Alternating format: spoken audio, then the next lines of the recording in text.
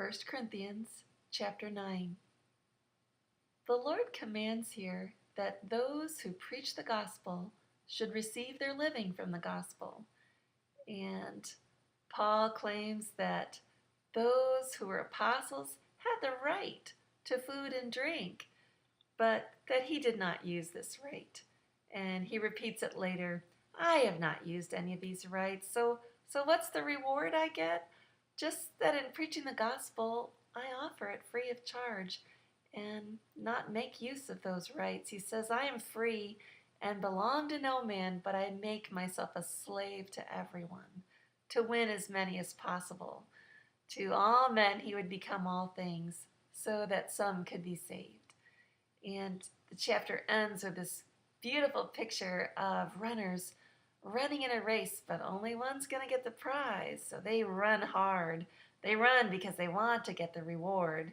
And in the Olympic Games back then, it was a crown of perishable leaves. But he said, I run to get a crown that'll last forever. So I don't run aimlessly. I fight hard. I make my body my slave. So after I preach to others, I won't be disqualified for the prize. 1 Corinthians chapter 9. Am I not free? Am I not an apostle? Have I not seen Jesus our Lord? Are you not the result of my work in the Lord? Even though I may not be an apostle to others, surely I am to you, for you are the seal of my apostleship in the Lord. This is my defense to those who sit in judgment on me. Don't we have the right to food and drink? Don't we have the right to take a believing wife along with us, as do the other apostles and the Lord's brothers and Cephas? Or is it only I and Barnabas who must work for a living? Who serves as a soldier at his own expense? Who plants a vineyard and does not eat of its grapes? Who tends a flock and does not drink of the milk? Do I say this merely from a human point of view? Doesn't the law say the same thing? For it is written in the law of Moses, do not muzzle an ox while it is treading out the grain. Is it about oxen that God is concerned? Surely he says this for us, doesn't he? Yes, this was written for us, because when the plowman plows and the thresher threshes, they ought to do so in the hope of sharing in the harvest. If we have sown spiritual seed among you, is it too much if we reap a material harvest from you? If others have this right of support from you, shouldn't we have it all the more? But we did not use this right. On the contrary, we put up with anything rather than hinder the gospel of Christ. Don't you know that those who work in the temple get their food from the temple, and those who serve at the altar share in what is offered on the altar?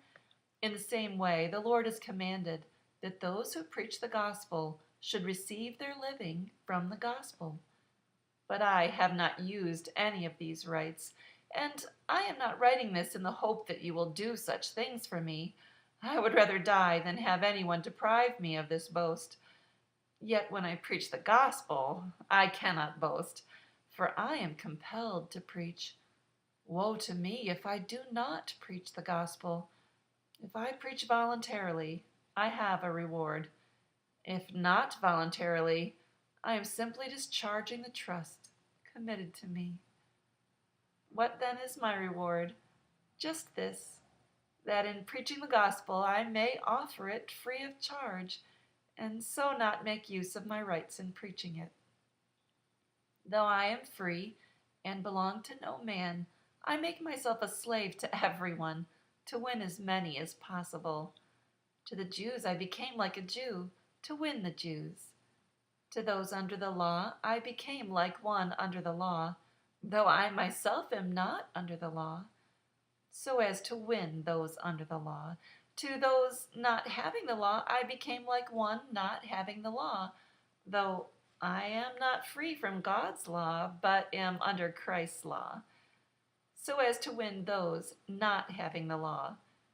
To the weak I became weak, to win the weak. I have become all things to all men, so that by all possible means I might save some. I do all this for the sake of the gospel, that I may share in its blessings.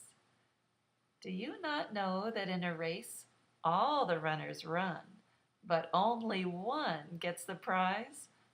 Run in such a way as to get the prize.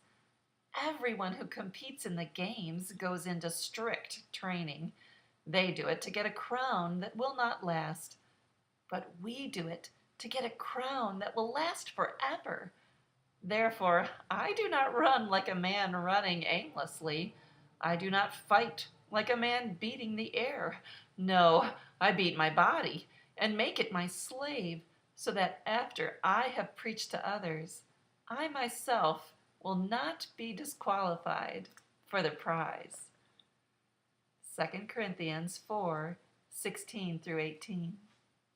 Therefore, we do not lose heart, though outwardly we are wasting away, yet inwardly we are being renewed day by day, for our light and momentary troubles are achieving for us an eternal glory that far outweighs them all. So we fix our eyes not on what is seen, but on what is unseen.